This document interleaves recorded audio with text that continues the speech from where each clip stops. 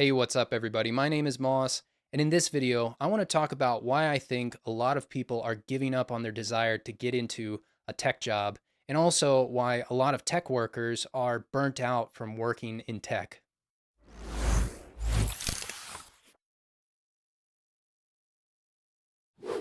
In a couple of my recent videos talking about the current state of the tech job market, I noticed several comments that were talking about how difficult it was to get a tech job and how they had submitted so many applications without hearing back. And then I also saw comments from tech workers saying that they were kind of tired of tech and they wanted to get out of it. And those comments, in some ways, resonated with me. I've been in the tech industry for almost 10 years now, and a portion of that has been in just IT, but then I've been in DevOps and SRE for like the last 5 or 6 years of my career, and uh, and I agree. There's plenty of things to get burnt out on in the tech industry, and I've been a job applicant many times, multiple times, and I've moved jobs quite a bit in the last 5 or 6 years. And it's tough. It's really tough to move jobs, even as an experienced candidate. It's a difficult process. And so I kind of wanted to talk about some of those things that just as a tech worker, you get burnt out on, and also as a job searcher who's trying to get a tech job. And when I was planning this video, I was thinking about various aspects of tech that, I find difficult to work with at times. And one of the first things that came to mind was agile methodology. Now, if you've been in the industry long enough, you've worked in the prior methodology, which was like waterfall. And I'm not saying waterfall is any better, but unfortunately, I think that a lot of companies have kind of just butchered the principles of agile methodology. And not at all companies, but I think a lot of companies, what agile boils down to is the daily stand up and maybe sprint planning as well. And there's pretty much nothing else included. And on top of that, the stand up turns into a status meeting, like a daily status meeting, and it's mostly for the benefit of the manager of the team, the product manager, the product owner, whoever's, feeding work items into the backlog and monitoring the status or the progress of work throughout the sprint. And that shouldn't be the case. It should be a meeting, a daily ceremony that is for the benefit of the entire team. And I suspect this happens on software development teams, but it's especially true in the DevOps and SRE space, is that individuals on the team become specialized in different areas of the stack that they're developing. And so you might have a member of the team who specializes on the front end of the stack, someone who specializes on the back end, maybe someone who specializes in the authentication system of the stack. And so those members primarily work on those components of the stack. And rarely do those components of the stack get worked on by other members of the team. Ideally, what is supposed to happen on a Scrum team is that any member of the development team should be able to work on any item in the backlog. That's kind of the ideal scenario. Obviously, that doesn't happen because there are good reasons to have specializations on the team and people with very specific skill sets. But in an ideal world, that's kind of how it should work, is that anybody can pick up anything. And because of this specialization, you have updates on work items that none of the other team members care about on a daily basis. There might be times where there's dependencies on work items where, the person who's um, responsible for the authentication system is pushing an update that the front end is dependent on. And so there's at those times, status updates are important, but then there's a lot of, I think a large majority of the time where, the front end just doesn't care what the team member who's working on the authentication system is doing at on a particular day, right? And they shouldn't have to waste, their development time listening to these kinds of updates. So I think this is a anti-pattern that is common at a lot of companies, and it leads to, I think a lower team morale and a kind of dread that you have on a daily basis, that that you have to report out on, work items on a daily basis. You have to sit through stand-up meetings.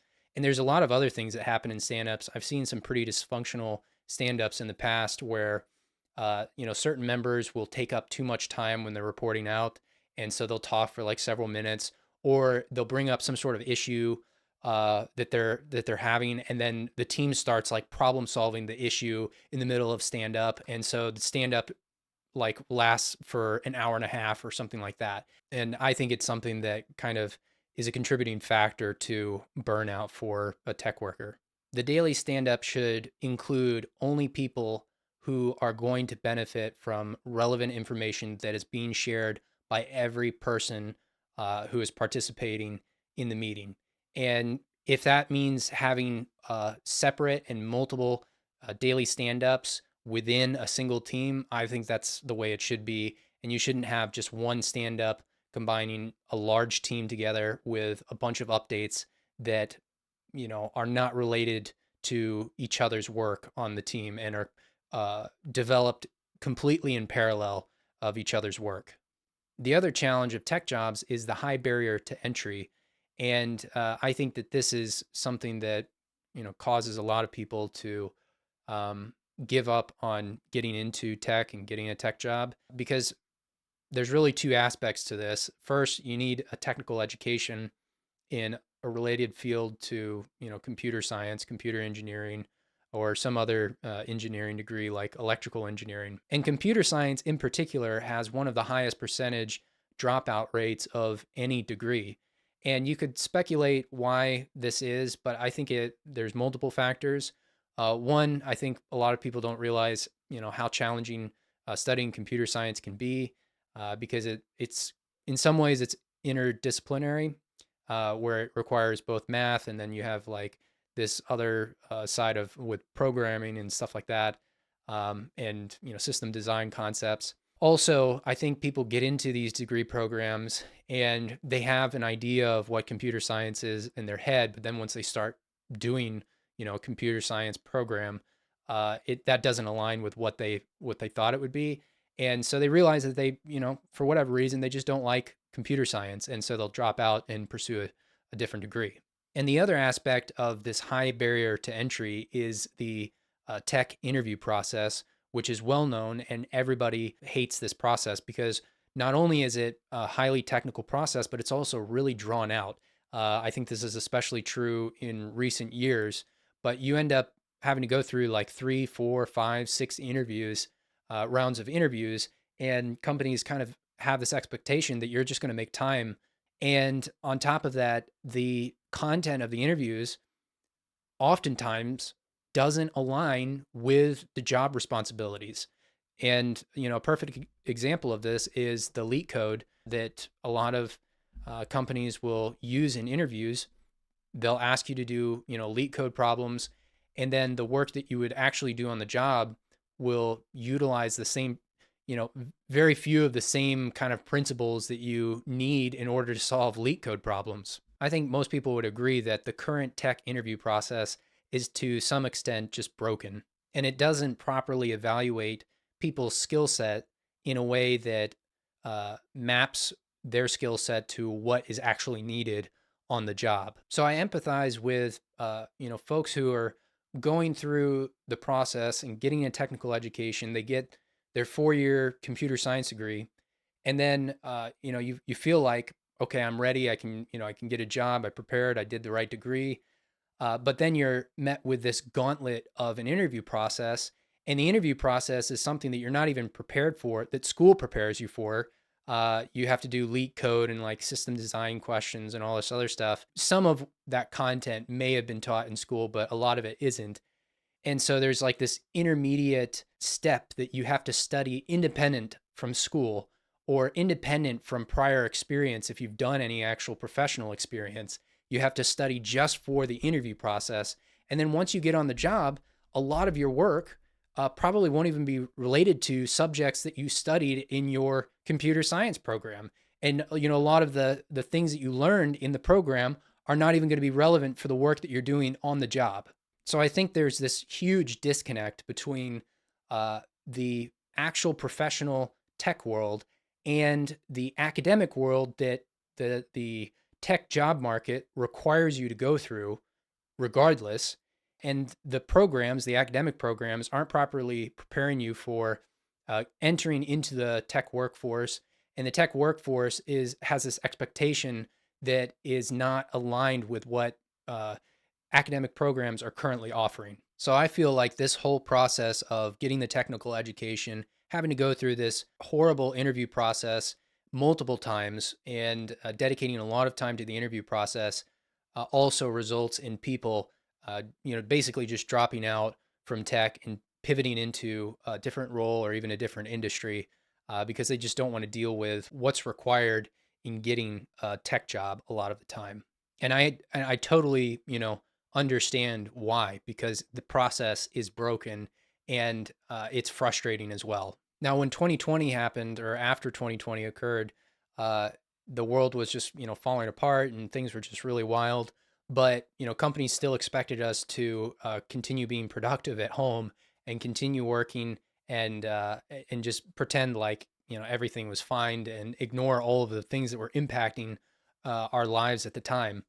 And I think that this also led to, more recently, it led to the burnout of a lot of tech workers. And if you weren't burnt out by 2021 and you kind of uh, survived the tech industry through to 2022, then you had massive layoffs starting in 2022 that were highly publicized from all of the big tech companies.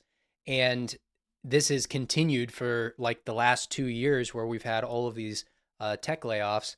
And the way it wasn't just layoffs, it was like the way layoffs were conducted by these large companies was very impersonal, where people were just finding out that they were laid off because they opened their laptop and they were locked out of their laptop.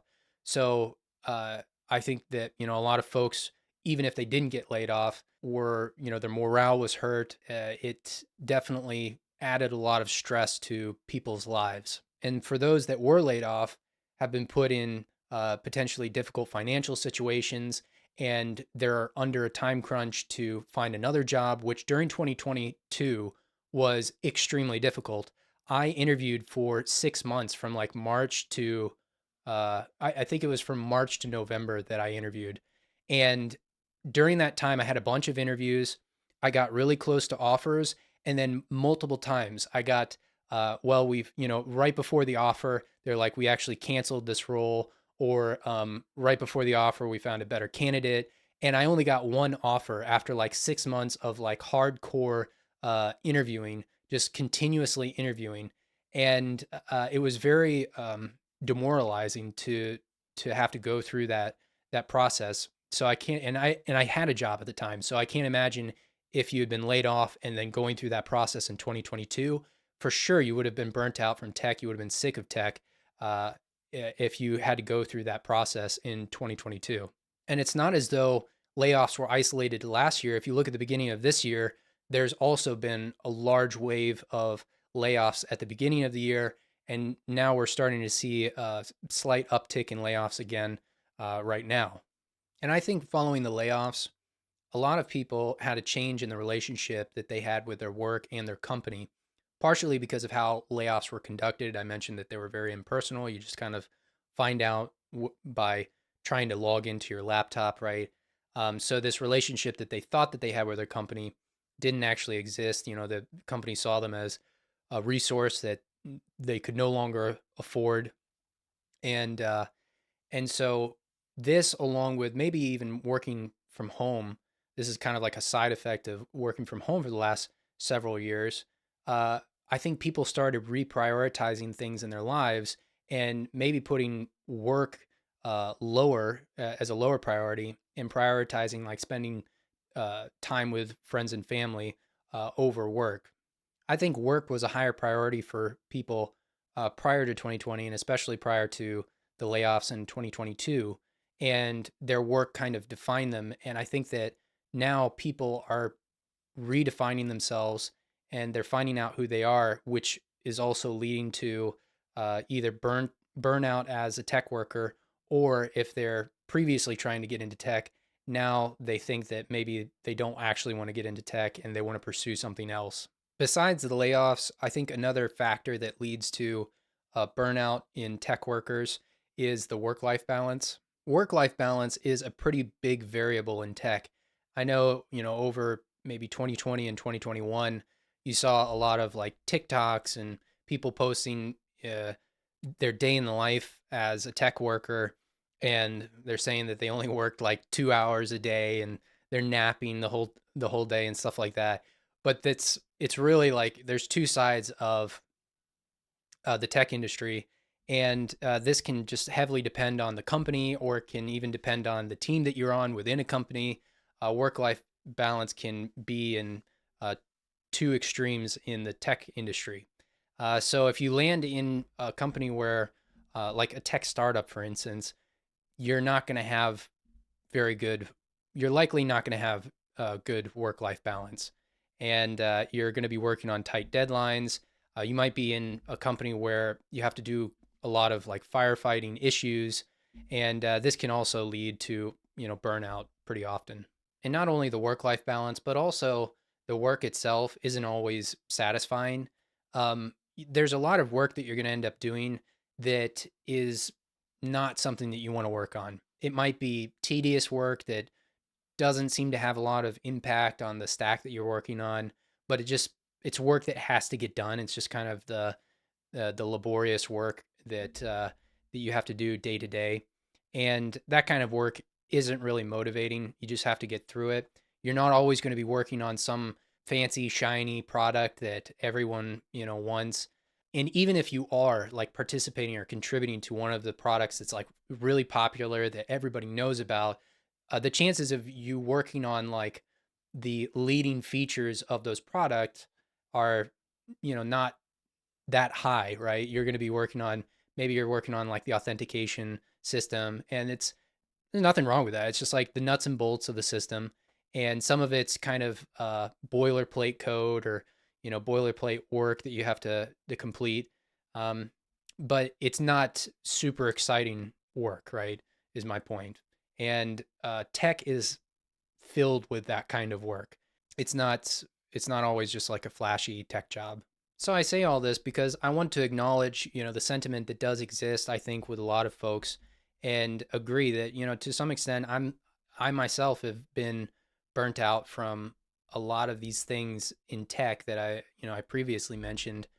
Uh, Especially because, in the past that I've encouraged a lot of folks in my videos and like TikTok and on YouTube that they should get a tech job, and that's because tech is a lot of tech roles are very rewarding. You can get paid a lot in tech. You can get into companies where the work life balance is really great. There's a great balance, great benefits. You have the flexibility of working from home. So there's also these massive benefits that I promote in my videos and stuff about getting into tech, but it's not the whole story, and I wanted to make sure I acknowledge like those other pieces of tech that frustrate a lot of people and lead to burnout for a lot of tech workers as well. I'd be interested to hear your thoughts about some of these things that I find frustrating about tech, and whether you agree with them, or if there's other things that I didn't mention here that are also frustrating and might lead to burnout in tech. So if you have any, thoughts, comments, or feedback, please leave a comment below. I hope you enjoyed this video. If you did, please consider throwing a like on the video and subscribing to the channel for more videos like this. Thanks for watching.